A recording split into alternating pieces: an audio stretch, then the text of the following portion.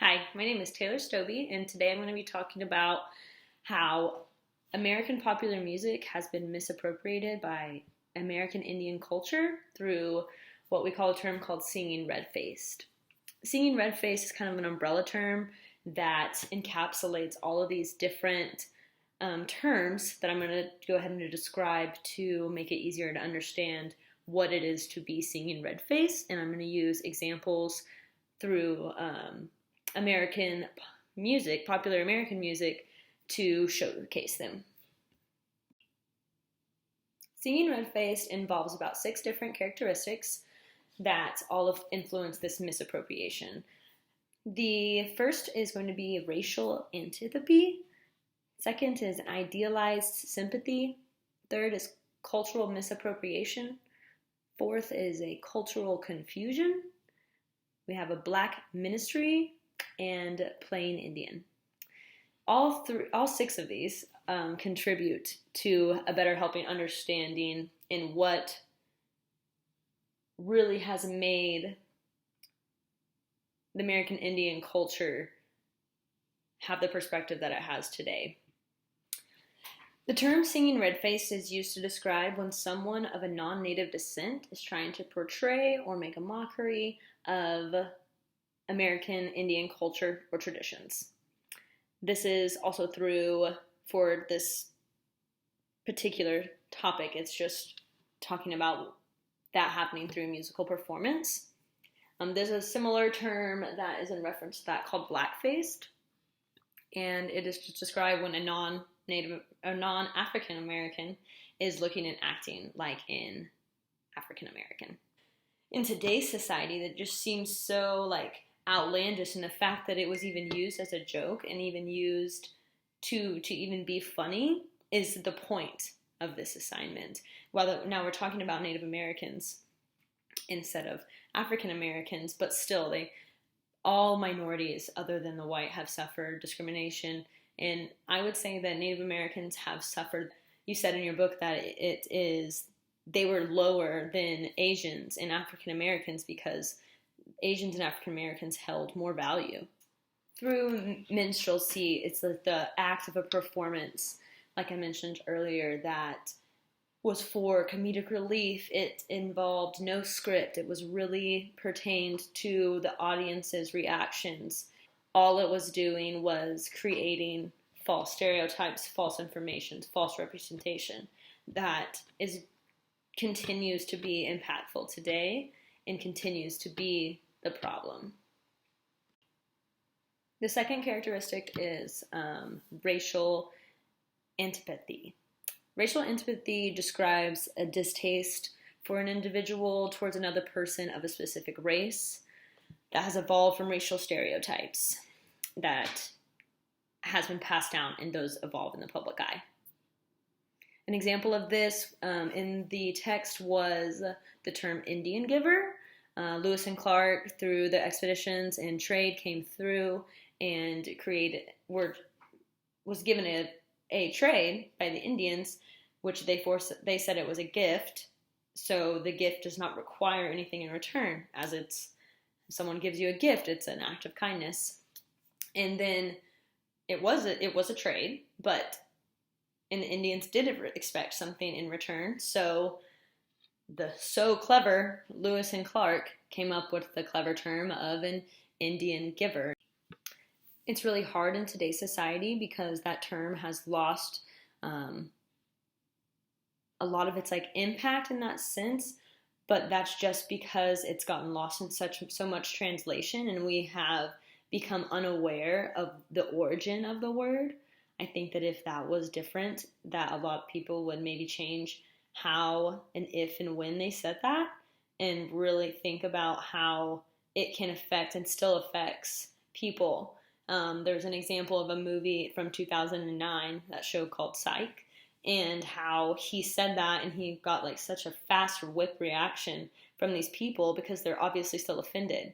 And he goes on to try to explain himself, whether saying that he didn't mean to do so, but the fact that you are explaining and defending it makes it even worse.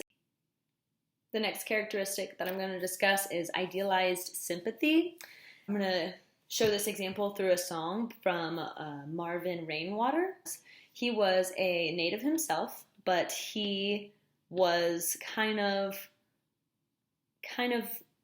took on the white man's culture, if you will, and it was really weird to see that as a native person, to watch someone who is kind of conforming to the white man world, and it kind of seems like a slap in the face at times, because he would be in full regalia but still performing these songs.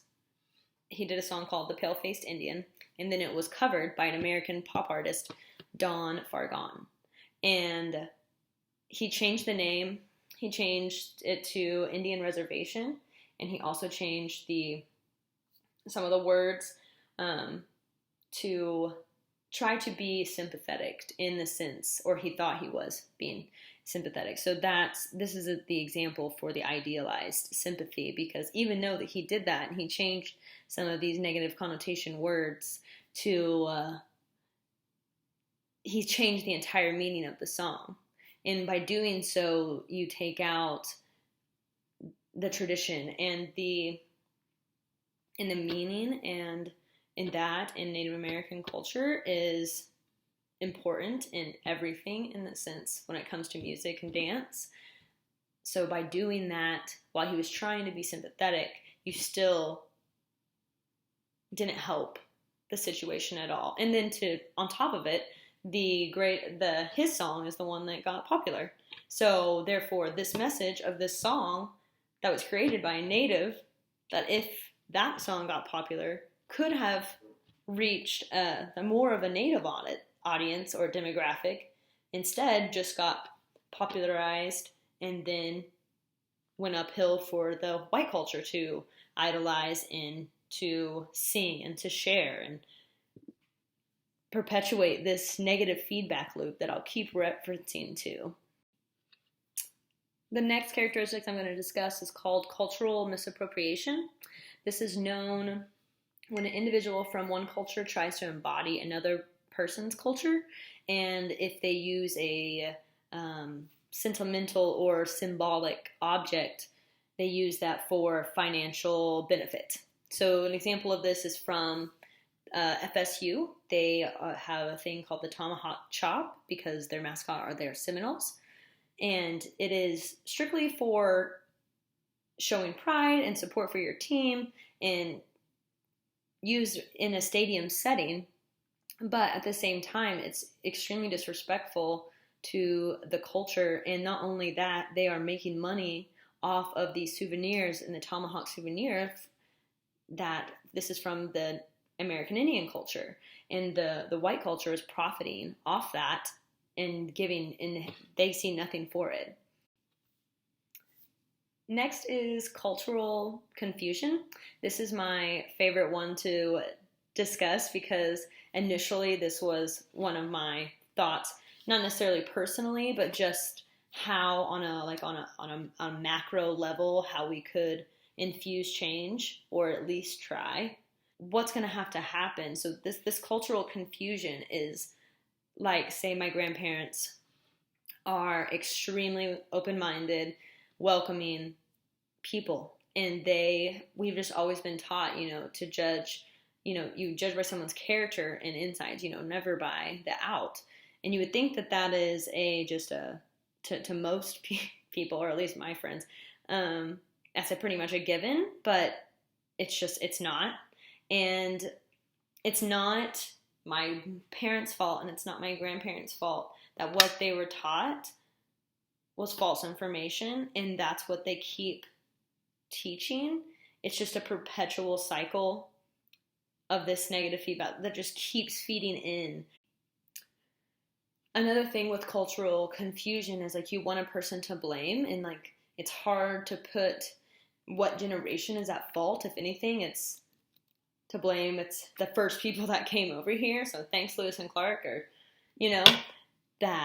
that really started those negative outlooks on this culture, and how we've seen repetitively through movies and film and the arts them be portrayed a specific way and that including, alcoholism, being unintelligent and promiscuous and or a savage, and just really solidify this stereotype that is undeserving. So the next term would be plain Indian, and this one kind of overlaps, I think, with a lot of them. It's more seen in just a direct sense, like in this example with, I picked Loretta Lynn.